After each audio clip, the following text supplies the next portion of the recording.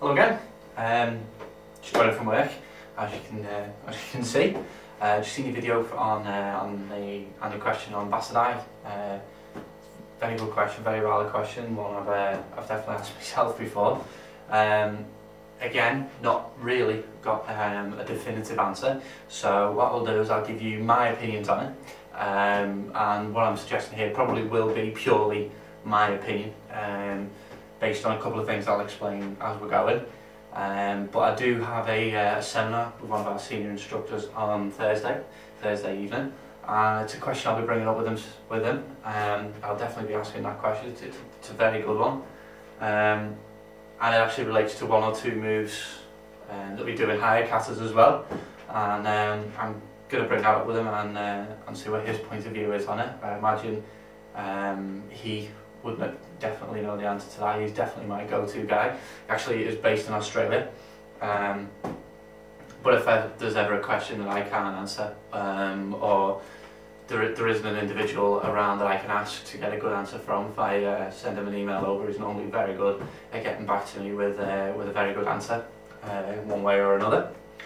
So Bassai, I thought the first thing I would do, probably because it's an old video, I don't know if you look when I posted it, I can't remember, to be perfectly honest. It's about 3 or 4 years old, that video.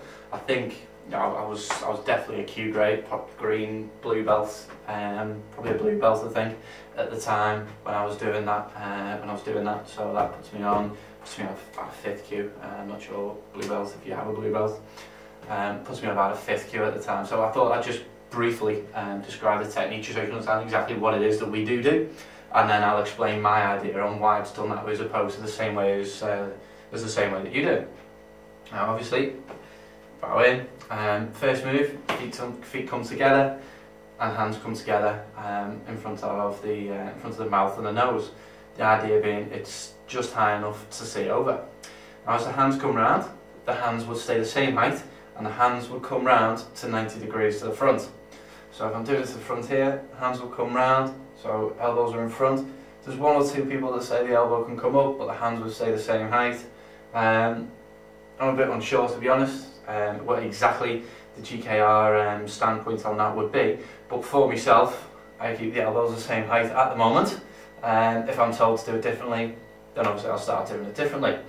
Now, the leg, as you turn, your upper body will be on 90 degrees, the lower body will be on 45.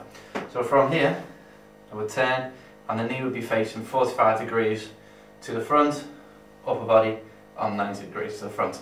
So again, excuse me, I've done it again before food. From here, facing to the front, knee would be on 45, arms would be to the front. And then from here, you mentioned about stepping to the side rather than straight down the middle. That's the way I was actually taught. So from here, instead of coming straight down the middle, as you suggested, which again is a very valid point in terms of power generation, and I appreciate what you're saying. From here, we would actually almost step into a Zen Kutsudachi. So it does move across the shoulder width, and then we're moving up into stance. I can't remember what that one's called off the top of my head. Do know it, just completely can't. Again, not over keen on talking to cameras. We'll get used to it, I'm sure. So yes, I mean, but the hands, the line of the hands, so from here, so if I'm facing the camera, from here the hands do come down, then they come across into an Ichi-uke, reinforce Ichi-uke with this hand. Unlike what I did on the video, which was incorrect. Like I say, it's a whole video, thank you for picking up on that. But from here, instead of coming forward, it should be coming round and across. And again, the hips will be very similar to the move in Taegyoko Shodan, where they're coming round, following the line of the kata, of the block. So from here, coming through, hips are off and handy, hips are in and showing.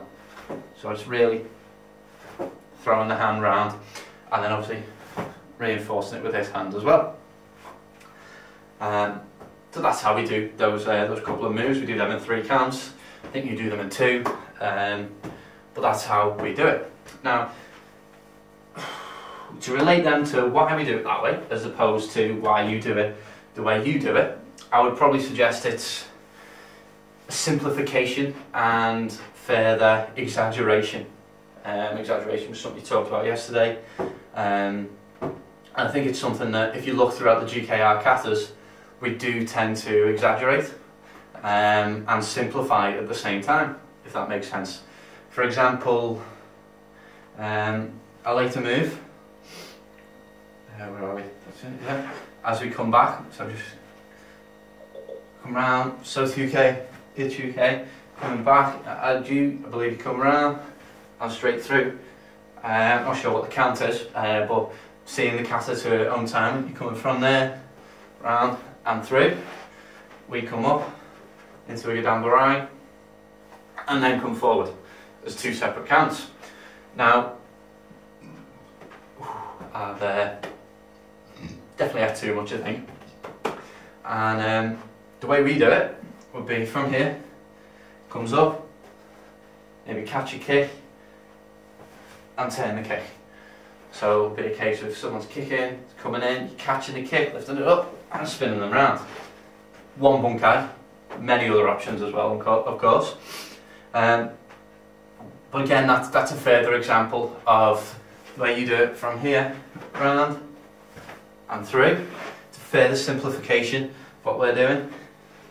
So the arm's still following the same line in effect. Yes, it has a preparation point, but it's almost following the same line and then doing the same thing. It's just we've further exaggerated and further simplified. Presumably for the audience that Kancho wanted to attract to do his style of karate. In my opinion. You'd have to ask Kancho the true reason. So back to the first couple of moves. Don't want to... Got a little clock here. I want to learn from the lesson of the last video. Don't want to go too far off topic. I do think from here, one of the bunkais I've seen demonstrated with a GKR is this would be a block, and this a sweep to come forward with a crash, bang, a nice, that's what you call it, back fist coming down, maybe to the collarbone. If you sweep correctly, they're coming forward, maybe even to the back of the head, probably the collarbone in between here. Of jugular nerves maybe, would be some good targets for that. So that is probably the most common display of the bunkai in GKR that I've seen. I will perhaps,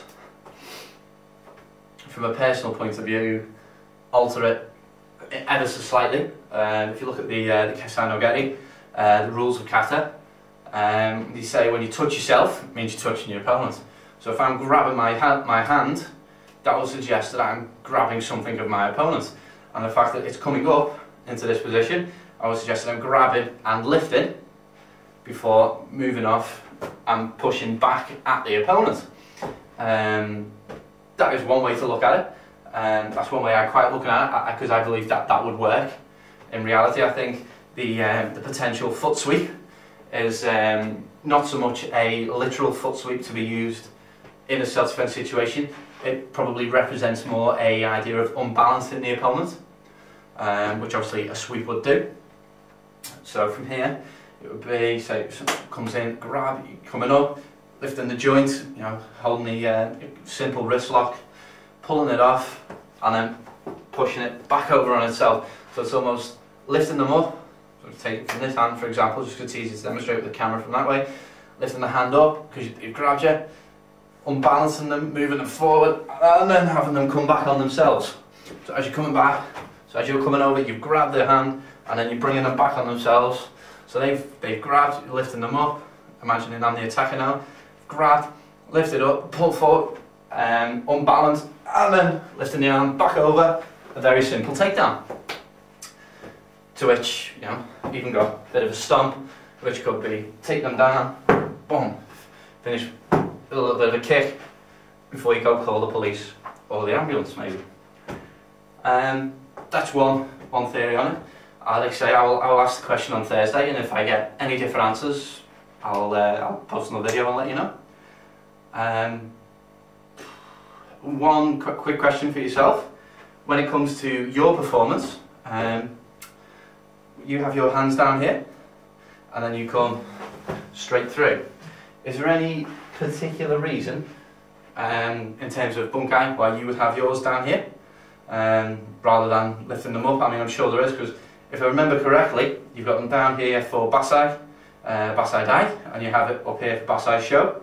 I don't know whether that's not the case in your style, JKS, I think, if I remember correctly, or JKS, not JKA.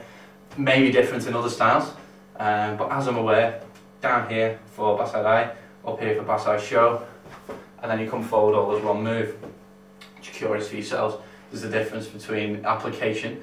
I presume there is, like I say, my reason being, we have it up here for it's bringing something up, off, and then pushing it back at them with this representing a unbalancing, whether it's an actual sweep to completely knock them off balance, or it's just a representative sweep to knock them off balance, or just the idea of bang, using your whole body weight to bring them back over, to bring the hand back over this way, and really take the joint out, ensure they hit the floor, similar to an Aikido redirect and throw. Hopefully I've answered your question. I don't know if you see me switching that off, I've set an alarm, learning from the experience with the video yesterday. I've been talking for 10 minutes now. I'm going to leave it there, and hopefully I will be able to upload this video. Hopefully I've answered your question. If you've got any more than happy to talk about it. Like I said, I'm uploading the other